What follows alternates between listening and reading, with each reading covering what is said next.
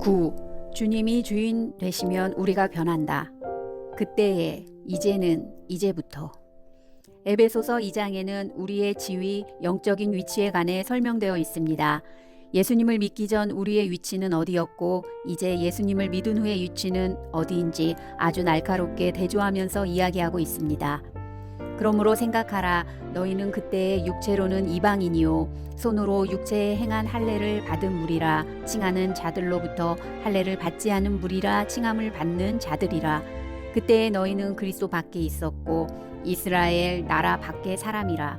약속의 언약들에 대하여는 외인이요 세상에서 소망이 없고 하나님도 없는 자이더니 이제는 전에 멀리 있던 너희가 그리스도 예수 안에서 그리스도의 피로 가까워졌느니라. 에베소서 2장 11절에서 13절. 본문에서 사도 바울은 두 가지 때를 비교하는데 12절에 그때와 13절에 이제는입니다.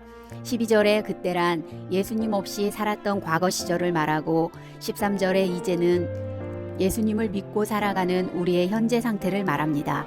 그런데 성경 원문을 자세히 보면 13절에 이제는 앞에 그러나라는 의미의 헬라어 대가 기록되어 있음을 볼 수 있습니다. 이는 과거인 그때와 현재인 이제가 완전히 달라졌음을 보여주는 단어입니다. 즉 13절 이후의 본문에는 우리가 예수 그리스도 안에서 어떻게 변화되었는지에 관한 설명이 기록되어 있다는 의미입니다.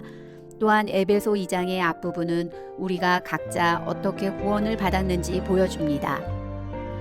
그는 허물과 죄로 죽었던 너희를 살리셨도다. 그때에 너희는 그 가운데서 행하여 이 세상 풍조를 따르고 공중의 권세 잡은 자를 따랐으니 곧 지금 불순종의 아들들 가운데에서 역사하는 영이라. 전에는 우리도 다 그 가운데에서 우리 육체의 욕심을 따라 지내며 육체와 마음에 원하는 것을 하여 다른 이들과 같이 본질상 진노의 자녀이었더니. 에베소서 2장 1절에서 3절. 여기에도 그때에 라는 단어가 등장합니다. 또한 비슷한 뜻으로 사용된 전에는 이라는 단어도 나옵니다. 이는 이 본문이 예수님을 믿기 전에 우리가 어떤 사람이었는지 보여주고 있음을 말해줍니다. 우리는 모두 허물과 죄로 죽었고 본질적으로 하나님의 진노를 받을 수밖에 없는 존재였으며 지금도 불순종하는 자들 안에 역사하고 있는 사탄을 따라 산 존재라는 것입니다. 그럼에도 우리는 아무것도 알지 못하고 하나님 없이 자기 마음대로 살고 있었습니다. 사도 바울은 그런 상태에 매여 있던 우리를 하나님이 어떻게 살려주셨는지 4절부터 설명합니다. 긍휼이 풍성하신 하나님이 우리를 사랑하신 그 큰 사랑을 인하여 허물로 죽은 우리를 그리스도와 함께 살리셨고 너희는 은혜로 구원을 받은 것이라. 또 함께 일으키사 그리스도 예수 안에서 함께 하늘에 앉히시니. 에베소서 2장 4절에서 6절. 하나님이 우리를 예수님과 함께 살리고 일으켜 주시고 하늘에 앉게 해주셨다는 것입니다. 그리고 이제 우리가 어떤 사람이 되었는지를 설명합니다. 이는 그리스도 예수 안에서 우리에게 자비하심으로써 그 은혜의 지극히 풍성함을 오는 여러 세대에 나타내려 하심이라. 너희는 그 은혜에 의하여 믿음으로 말미암아 구원을 받았으니 이것은 너희에게서 난 것이 아니요 하나님의 선물이라. 행위에서 난 것이 아니니 이는 누구든지 자랑하지 못하게 함이라. 우리는 그가 만드신 바라 그리스도 예수 안에서 선한 일을 위하여 지으심을 받은 자니 이 일은 하나님이 전에 예비하사 우리로 그 가운데에서 행하려 하려 하심이라.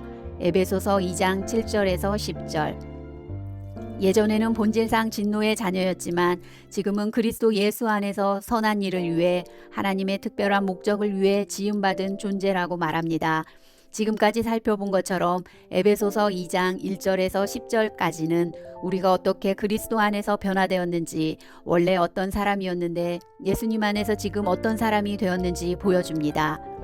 인간을 회복시키시는 하나님의 섭리와 경륜, 인간은 원래 어떤 존재였고 예수 그리스도 안에서 어떤 존재로 변화되었는가. 사실 이것은 하나님이 성경 전체를 통해 우리에게 들려주고 계신 메시지입니다. 에덴 동산에서의 반역 사건으로 인간은 하나님과의 관계로부터 떨어져 나가 자기 자신과 다른 사람들 그리고 세상을 파괴하기 시작했습니다. 그래서 주님은 때가 참에 한 사람 아브라함을 불러 한 민족 이스라엘을 세우고 그들과 에덴 동산 이후 두 번째로 언약을 맺으셨습니다. 에덴 동산 때와 동일하게 하나님만을 왕과 주인으로 섬기고 사랑하며 그분과의 친밀한 관계 가운데 거하라고 말씀하셨습니다. 거역하고 타락한 인간의 힘으로는 하나님을 알고 그분께 나아올 수 없기에 이 모든 과정은 철저하게 하나님에 의해 진행되었습니다. 하지만 선택받은 민족 이스라엘은 그들의 조상이 에덴 동산에서 행한 바를 고스란히 답습했습니다. 때가 참에 애굽에서의 오랜 노예 생활을 끝내고 하나님이 허락하신 약속의 땅에 자유의 몸으로 들어갔지만 또다시 하나님을 거절하고 그곳에서 누리게 된 것들에 종이 되고 말았습니다. 물론 처음에는 이스라엘 백성도 하나님을 잘 섬겼습니다. 믿음의 지도자 여호수아와 하나님이 이스라엘을 위해 행하신 일을 직접 목격한 사람들이 살아 있었기 때문입니다. 하지만 그들이 하나둘 세상을 떠나면서 이스라엘 백성은 먹고 살 방법을 마련하고 편안하고 안전한 환경을 만드는 데 집중합니다. 400년이 넘는 노예 시대를 마치고 함께 애굽을 탈출한 부모 세대를 광야에 묻으면서 전신만고 끝에 행복을 얻게 되었지만 그들에게 있어서 무엇보다 중요한 당면 과제는 경제적 안정이었을 것입니다. 문제는 그것이 하나님보다 더 크고 중요한 이슈였다는 데 있습니다.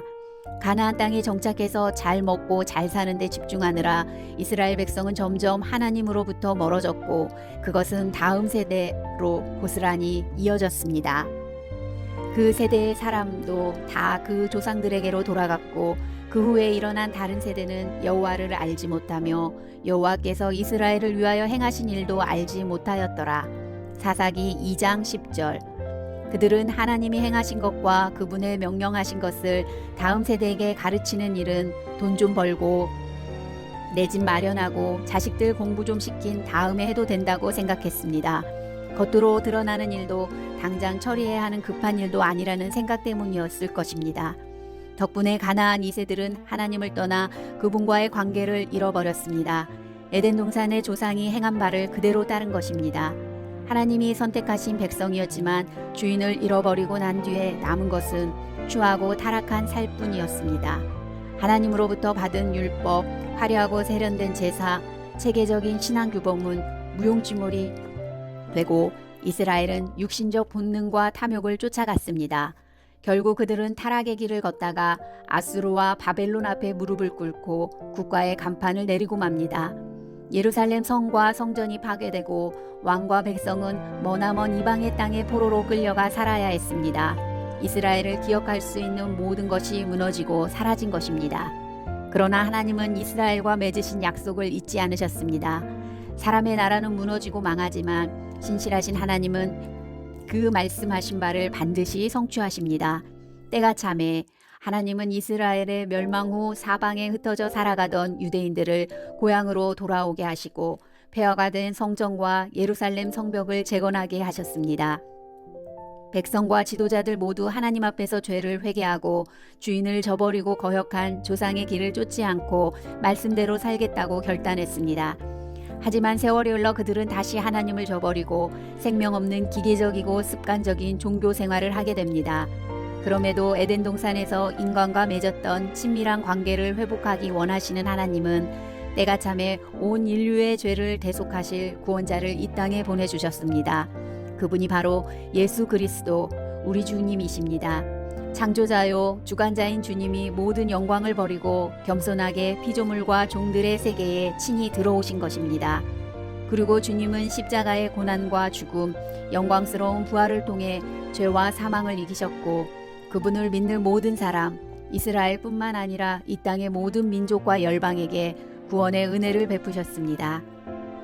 하나님이 에덴 동산에서부터 꿈꾸셨던 인간과의 온전하고 친밀한 관계, 아브라함과 이스라엘 백성에게 베푸신 약속을 마침내 성취하신 것입니다.